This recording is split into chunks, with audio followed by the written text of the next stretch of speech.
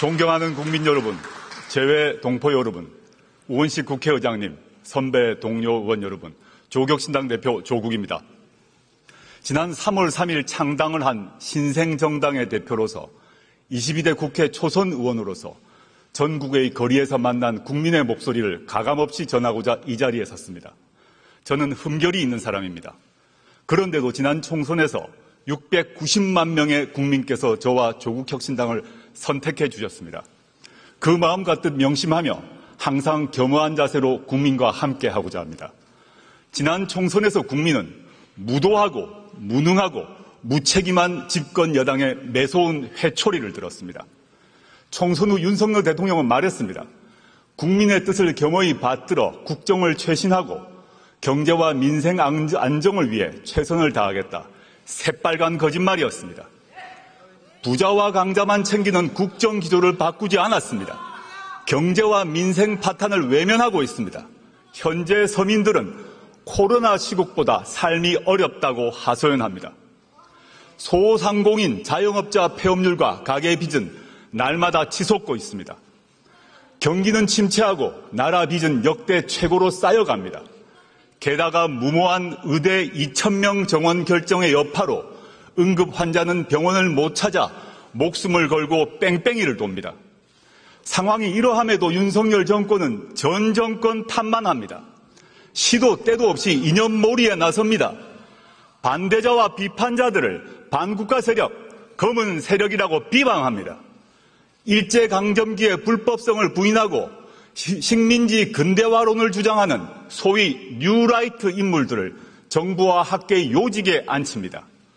그런데 윤석열 대통령의 거짓말은 이번이 처음이 아닙니다.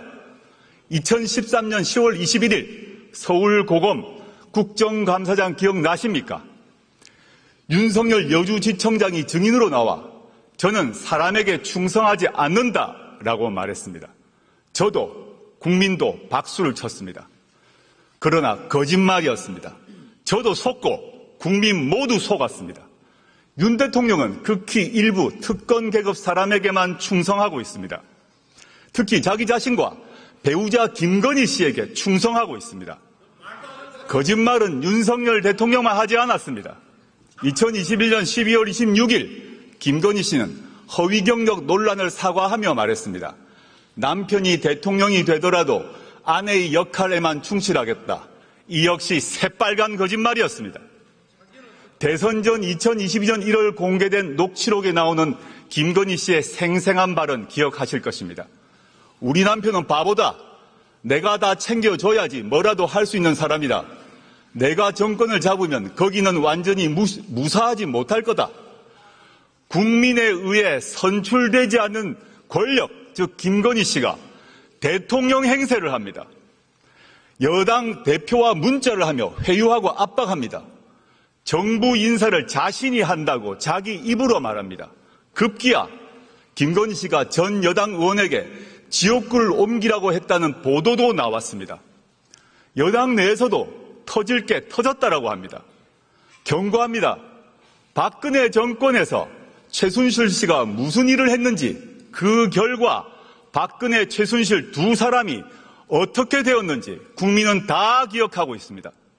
어떤 부적도 어떤 무당도 막아주지 못할 것입니다. 존경하는 국민 여러분, 그리고 선배 동료 의원 여러분, 윤석열 대통령은 검찰총장 시절 자신이 이끄는 검찰을 이렇게 자랑했습니다. 살아있는 권력의 비리를 눈치 보지 않고 공정하게 수사하는 검찰. 그런데 자신이 최고의 살아있는 권력이 된 후 검찰은 어떻게 되었습니까? 어느 주가 조작 사건에서 공범이 유죄 판결이 났는데 전주가 소환도 기소도 되지 않습니까? 어느 공무원 배우자가 300만 원짜리 명품백을 받고 무사히 넘어갑니까? 어느 피의자가 자신이 지정한 곳에서 조사를 받습니까? 어느 검사가 수사하러 가서 휴대전화를 피의자 측에 제출합니까? 이 정도는 수사가 아니라 접대입니다. 반면 전 정권과 야당은 사냥하듯 수사합니다. 원래 겨누었던 잘못이 안 나오면 나올 때까지 먼지떨이 수사를 합니다. 원래 사냥감이 잘 안 잡히면 가족, 친족, 지인을 텁니다. 그리고 일방적 피의 사실을 친검 언론에 흘립니다. 어디서 많이 본 모습 아닙니까? 바로 15년 전 노무현 대통령님의 비극이 발생하기 전과 똑같습니다. 게다가 윤석열 대통령은 자신이 검찰총장 시절 대변인이었던 이창수 검사를 서울중앙지검장에 임명했습니다. 현 김주현 민정수석이 법무부 검찰국장 시절 검찰과장이었던 심우정 검사를 검찰총장 후보로 지명했습니다. 이유가 무엇이겠습니까? 검찰을 더욱더 수적으로 부리겠다는 것 아니겠습니까? 한편 윤석열 대통령은 자신이 나온 충암고 인맥으로 군과 경찰을 장악하고 있습니다. 김용현 국방부 장관은 물론 여인형 방첩사령관, 박종선 777 사령관 등 군내 정보 개통을 충암고 라인으로 다 채웠습니다.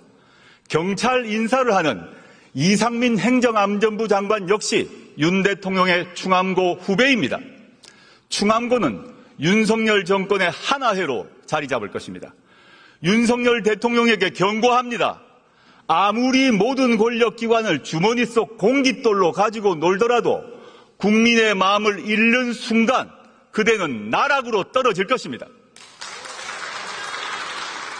존경하는 국민 여러분, 선배 동료 의원 여러분, 창당 이후 만났던 국민의 목소리를 전하고자 합니다. 이태원 참사 희생자 고 이상은 씨의 어머니는 딸의 생일날을 맞아 김치찌개를 방문객에게 대접했습니다. 제 손을 꼭 잡아주신 어머니께서 무슨 말씀을 하셨는지는 짐작하실 것입니다. 지난해 수해 현장에서 숨진 최혜병의 어머니는 일주기를 앞두고 편지를 썼습니다. 저희에겐 하나뿐인 외동입니다. 사람들은 아무도 모릅니다. 얼마나 힘든가 고통 속에 살고 있는지. 어머니는 애끓는 심정으로 진실을 밝혀달라고 요구합니다. 대구에서 만난 전세 사기 피해 젊은 신혼부부는 울먹이며 말했습니다. 평생 모은 돈이 다 날아갔어요. 이제 우리는 어디 가서 어떻게 살아야 합니까? 저와 조국혁신당은 고통받고 분노하는 국민의 도구가 되고자 합니다. 총선 때 광주 충장로 우체국 앞에서 유세를 준비할 때였습니다.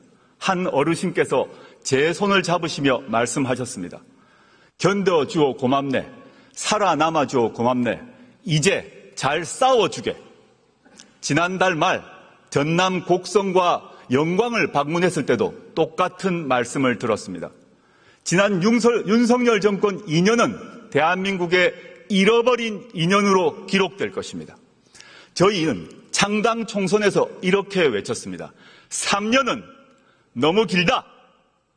무도하고 무책임하고 무능한 윤석열 정권은 나라를 더 망치기 전에 종식되어야 합니다. 국민은 이 정권 치하에서 너무도 힘듭니다. 인내심이 바닥나고 있습니다. 조국혁신당은 당내에 3년은 너무 길다 특별위원회를 구성했습니다.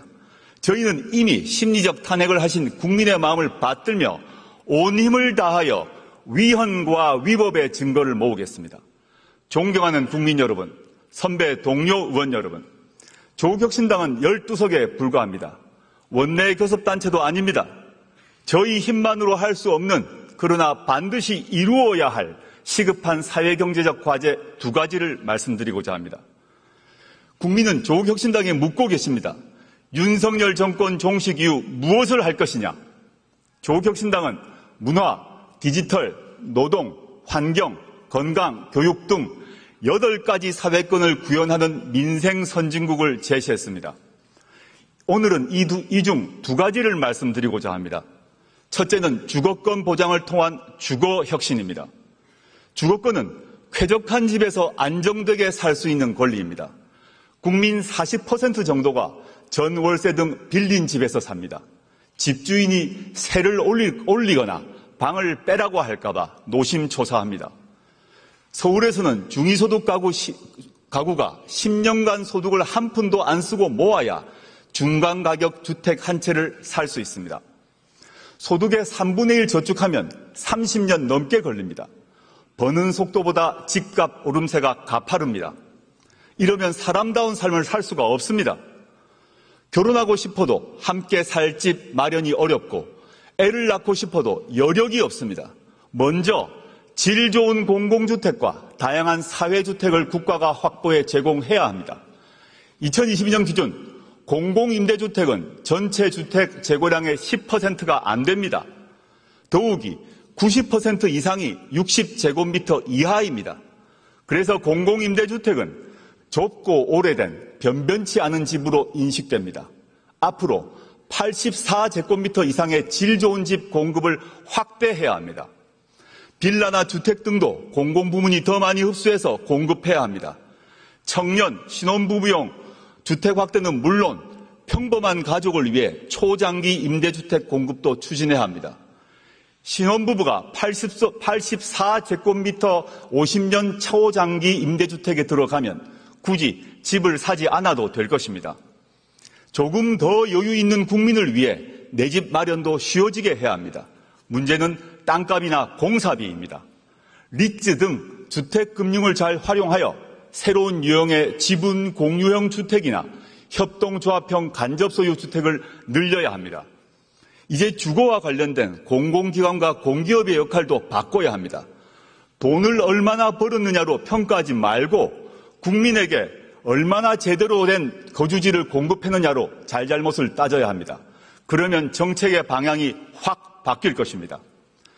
두 번째는 돌봄권 보장을 통한 돌봄 혁신입니다. 요람에서 무덤까지 제대로 된 돌봄을 받을 권리, 그리고 제대로 된 돌봄을 할 수 있는 권리입니다. 우리 사회는 급속히 초고령 사회가 되고 있습니다. 중증 환자는 크게 늘었습니다. 돌봄의 필요성은 더 커졌습니다. 특히 간병 문제가 심각합니다. 간병비 부담과 간병 스트레스는 겪어보지 않은 사람은 모릅니다. 간병비 때문에 파산하고 간병인이 환자를 살해하는 등 비극적인 사건이 잇따르고 있습니다. 가족 돌봄을 하는 청소년은 공부를 제대로 못해 취업길이 막히고 그래서 가난해질 수밖에 없습니다. 악순환을 끊어야 합니다. 건강보험과 의료보험에 간병을 포함시켜야 합니다. 간병을 개인이 아닌 국가가 책임져야 합니다. 우리 집은 관계없다고 생각할지 모릅니다. 곧 닥칩니다. 우리 모두는 누구나 아프고 다치고 나이 듭니다. 질병과 노화는 지역이나 사람, 이념, 계급을 가려서 오지 않습니다. 또한 영유아 돌봄도 공공서비스를 확대함으로써 해결해야 합니다. 말로만 아이를 낳으라고 하지 말고 가족이 아이를 잘 키울 수 있도록 사회 여건을 획기적으로 바꾸는 것, 그것이 바로 국가가 할 일입니다. 그에 앞서 당장 손길이 필요한 가정을 위해 낳으면 국가가 키워주겠다라고 선언하고 실천해야 합니다. 아이를 위해 나라가 나서야 할 때입니다. 육아휴직 활성화법, 지역돌봄 강화법, 가족돌봄 휴가법 등 전국민 돌봄 보장 시리즈 법률이 필요합니다. 주거권과 돌봄권 보장은 대한민국이란 국가의 소멸을 막는 방책입니다. 주거권과 돌봄권을 말하면 돈이 문제라고들 합니다. 맞습니다. 그러나 감세와 복지 증대를 함께 약속하는 사람은 거짓말쟁입니다. 중력을 이겨내야 대기권을 뚫고 우주에 다다를 수 있습니다. 세금과 복지 관련한 오랜 고정관념과 두려움을 떨쳐버려야 선진국으로 도약할 수 있습니다. 당장 증세는 못하더라도 부자 감세만큼은 철회해야 합니다. 대기업과 부자만 배를 불리지 말고 보통의 국민에게 이익이 골고루 돌아가도록 해야 합니다.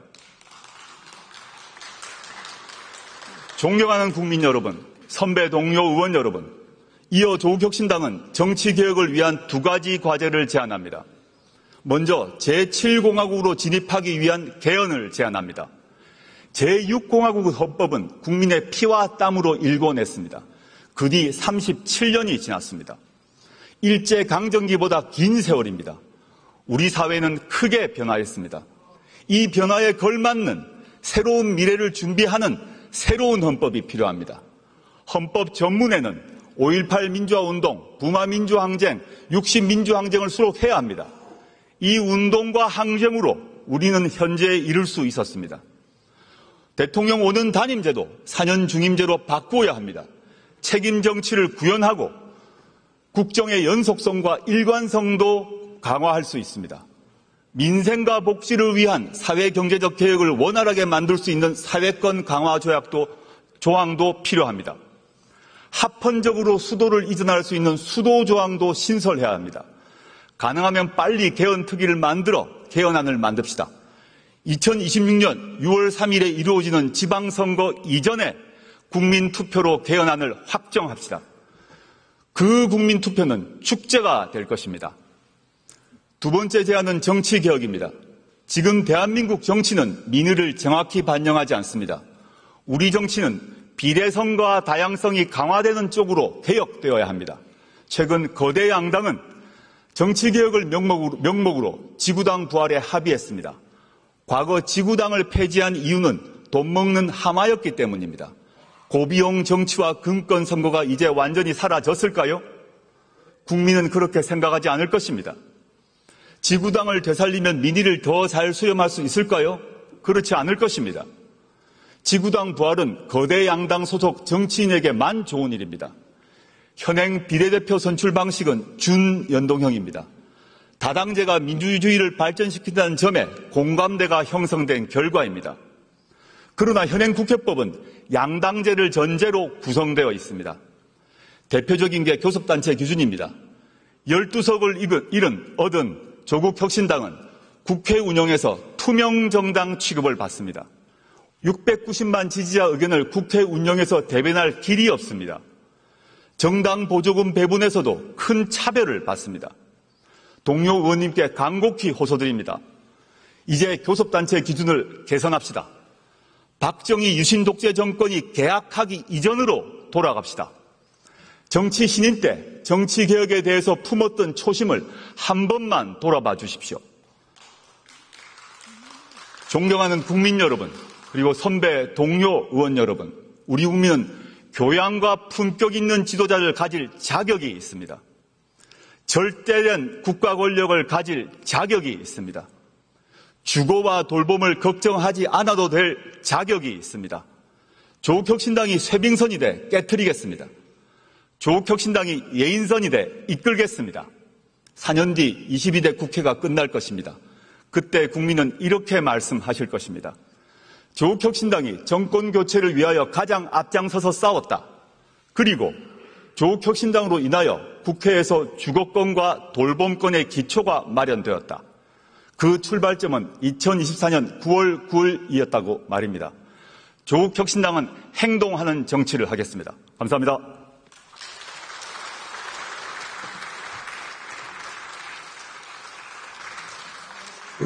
네, 조국 대표 수고하셨습니다.